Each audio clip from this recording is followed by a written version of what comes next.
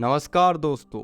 Area 51 the secret of US air force military, जो कि southern Nevada में मौजूद ग्रूम लेक के पास एग्जिस्ट करती है। उधर की आम जनता से ये जगह लगभग 300 किलोमीटर होगी। वैसे देखा जाए तो ये जगह बिल्कुल ही सुनसान है। बाहर की दुनिया को इसके बारे में थोड़ा सा भी अता पता नहीं है। इसका एक बड़ा कारण ये बताया जाता है कि अमेरिकन प्रेसिडेंट आइजनहावर इस जगह को रेस्ट्रिक्टेड कर रखा था। यहाँ पे आप देख सकते हैं रोड साइड में साइन बोर्ड पर आप नो एंट्री रेस्ट्रिक्टेड एरिया 51 लिखा हुआ पाएंगे। कहानी की शुरुआत होती है जुलाई 1947 को, जब अमेरिका में यूएफओस को लेकर बड़े हल्ला मच रहा था। देश भर में छोटे बड़े खबरें आ रही थी कि लोगों ने आसमान में फ्लाइंग सॉसर्स को उड़ते हुए देखा है, यूएफओस को देखा है। इसके सिर्फ एक महीने पहले ही 24 जून 1947 को ही private pilot Kenneth Arnold claim करते हैं कि इन्होंने सेटल शहर के पहाड़ी के नज़दीक 9 चमकीले यूएफओस को उड़ते हुए देखा है। और वो क्लेम करते हैं कि ये सब बहुत तेज उड़ रहे थे। उन सब का स्पीड लगभग 1200 माइल पर आवर होता है। Reports that strange flying discs have been whizzing at 1200 miles an hour over the western United States. ये बात सिर्फ 2 वीक्स के अंदर अंदर ही अमेरिका में फैल जाता है और सारे मीडिया में ये चीज हल्ला मचाता है। और तो और अमेरिका के बहुत सारे लोगों ने इस यूएफओस को आसमान में बहुत सारे साइटिंग्स में उड़ते हुए दिखते हैं। कॉलोनेल विलियम ब्लैंकेट, जो कि कमांडिंग ऑफिसर थे रॉसवेल आर्मी एयरफील्ड के, तो यूएस आर्मी एयरफील्ड के तरफ से एक स्टेटमेंट रिलीज किया जाता है। एक रिमर्स फ्लाइंग डिस्क आज तक एक हकीकत बन चुकी है। The 509th Bomb Group of the 8th Air Force, Roswell Army Airfield, was fortunate enough to gain the possession of disk। मतलब कि यूएस आर्मी क्लेम करता है कि उन्हें यूएफओस का सबूत मिल गया है, मगर अगले ही दिन यूएस आर्मी इस बात से पलट जाता है और बोलता है ये एक वेदर बैलून था, और प्रूफ के लिए मेजर मार्शल की फोटो को रिलीज करता है, जहाँ पे ये वेदर बैलून के पीसेस के साथ दिखाई देते हैं। इस बात के बाद मीडिया को लगता है कि यहाँ पे कोई यूएफओ नहीं है, बल्कि ये तो एक वेदर बैलून था, और इसके बाद पब्लिक इसमें इतना इंटरेस्ट नहीं दिखाता है। मगर कई साल बाद 1970s में फिर से रूमर्स फैलने लगती है कि न्यू मैक्सिको डेजर्ट के ऊपर एक एलियन क्राफ्ट उड़ता हुआ दिखाई देती है। अखबारों में कहा जाता है कि इस यूएफओस के ऊपर बिजली कड़की, जिसकी वजह से एलियन क्राफ्ट क्रैश कर जाता है और इसमें जो एलियन थे वो सब मारे गए। साल 1980 में मेजर मार्शल एक किताब लिखते हैं द रॉसवेल इंसिडेंट नाम से, और कहते हैं जो मलबा उन्होंने देखा वो धरती पे नहीं बना था। और तब से लेके आज तक रॉसवेल इंसिडेंट बढ़ती चली जाती है। नई थ्योरीज उभर कर आती है और बताया जाता है कि यहाँ पे जो यूएफओस क्रैश हुआ था उसमें जिंदा एलियन मिला था, और इनको यूएस आर्मी ने एक सीक्रेट जगह पर रखा है।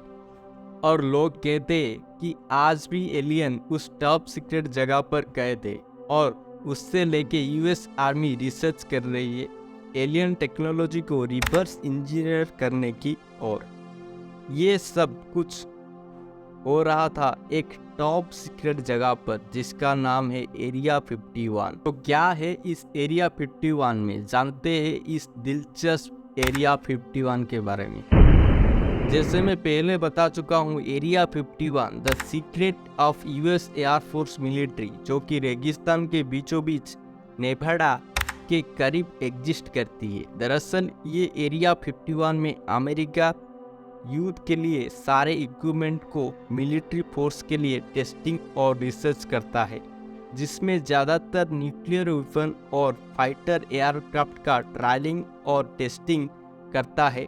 आप देख सकते हैं ये सब साइटिंग्स में मिसाइल का ट्रायल टेस्ट किया जाता है। लेट 1955 में U-2 स्पाई प्लेन का ट्रायल टेस्ट किया जाता है, जिसमें ये दावा किया जाता है कि ये 24,000 मीटर से लेके 26,000 मीटर तक अल्टीट्यूड पकड़ सकती है। और दोस्तों स्पीड लगभग 2000 किलोमीटर पर आवर होगी, ऐसा बताया जाता है। मगर अनफॉर्चुनेटली ये प्लेन फर्स्ट में 1969 में सोवियत यूनियन मिसाइल के ज़रिए U-2 स्पाई प्लेन को नीचे गिरा दिया जाता है। लेकिन ये U-2 स्पाई प्लेन कुछ साल तक सक्सेसफुल भी रहा था। ये घटना के बाद फिर से America government US air force military के ऊपर प्रेशराइज करता है और बोलता है कि एक और सीक्रेटिव और सुपरफास्ट प्लेन बनाओ जिससे शूट नहीं किया जा सके। ऐसा ही बनाया जाता है लॉकहीड SR-71 ब्लैक बर्ड, जो कि आज तक दुनिया का सबसे तेज उड़ने वाला एयरक्राफ्ट है, जो 3400 किलोमीटर पर आवर और 24,000 से लेके 48,000 मीटर्स तक अल्टीट्यूड पकड़ सकती है। मतलब इतना तेज और इतना ऊंचाइयों में उड़ेगा कि कोई चांस नहीं है इसको कोई मिसाइल मार के नीचे गिरा दे। तो ऐसा खतरनाक प्लेन को सीक्रेटिव रखना US एयरफोर्स मिलिट्री के लिए यानी अमेरिका के लिए बेहद ज़रूरी था, क्योंकि उस वक्त सोवियत यूनियन और अमेरिका के बीच में कोल्ड वॉर चल रहा था। तो कैसे इस प्लेन को टेस्ट किया जाए और दुनिया से इस बात को छिपा कर रखा जाए, यहाँ पे CIA UFOs का इस्तेमाल करता है। ये जो कंस्पिरेसी थ्योरी है कि आसमान में UFOs उड़ने लग रहे हैं, CIA खुद इस बात को इनडायरेक्टली बढ़ावा देती है। ना ये जो कंस्पिरेसी थ्योरी है ना इन क्लेम्स को डिनाई करता है, ना दुनिया को सच बताता है। ये अजीब सा दिखने वाला चीज़ और इतने तेज उड़ने वाला अनआइडेंटिफाइड फ्लाइंग ऑब्जेक्ट्स आखिर क्या है? क्या ये अलग ग्रह से आने वाले एलियंस सोर्सर से? क्योंकि इस चीज़ से अमेरिका समेत सारे दुनिया में हल्ला मचने लग गया था कि धरती पर अब एलियंस आने लग रहे हैं। CIA के लिए लोगों की बेवकूफ़ी एक जरिया बन गया था कि लोगों को सोचने दो कि ये UFOs यानी एलियन सोर्सेस है, लेकिन कोई भी पता नहीं कर पाएगा कि ये हमारा US एयरफोर्स मिलिट्री की टॉप सीक्रेट प्लेस है।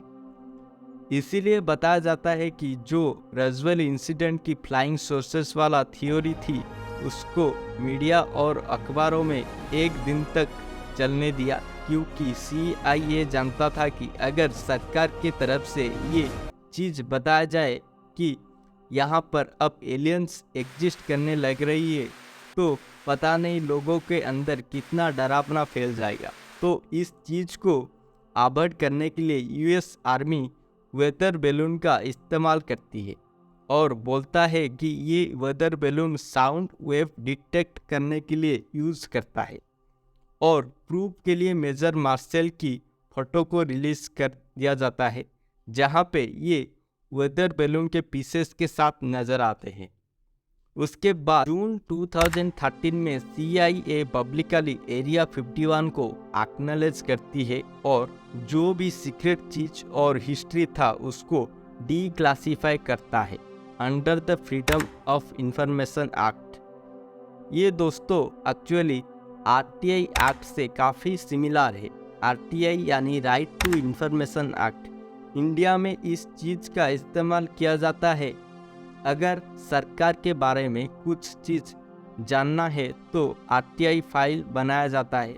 वैसे ही अमेरिका में इस चीज़ को फ्रीडम ऑफ इंफॉर्मेशन एक्ट बोला जाता है और इस freedom of information act file किया गया था रिक्वेस्ट 2005 में और 2013 में CIA के द्वारा इस इंफॉर्मेशन को रिलीज़ किया जाता है। एक बड़े ही इंटरेस्टिंग बात यह है दोस्तों, अमेरिका गवर्नमेंट उस फ्लाइंग एयरक्राफ्ट को अब UFOs नहीं बोलती है, क्योंकि UFOs एलियन से काफ़ी जुड़ा हुआ था। अब यूएस गवर्नमेंट उस यूएफओ के जगह यूएपी शब्द का यूज करता है, यानी अनआइडेंटिफाइड एरियल फेनोमेना। इसी बीच में 2020 को यूएस गवर्नमेंट की मांग के हिसाब से 3 वीडियो क्लिप CIA निकालता है और पब्लिकली इस एरिया 51 के मिस्ट्री को रिलीज करता है। दोस्तों, आज के लिए इतना ही। बहुत बहुत धन्यवाद।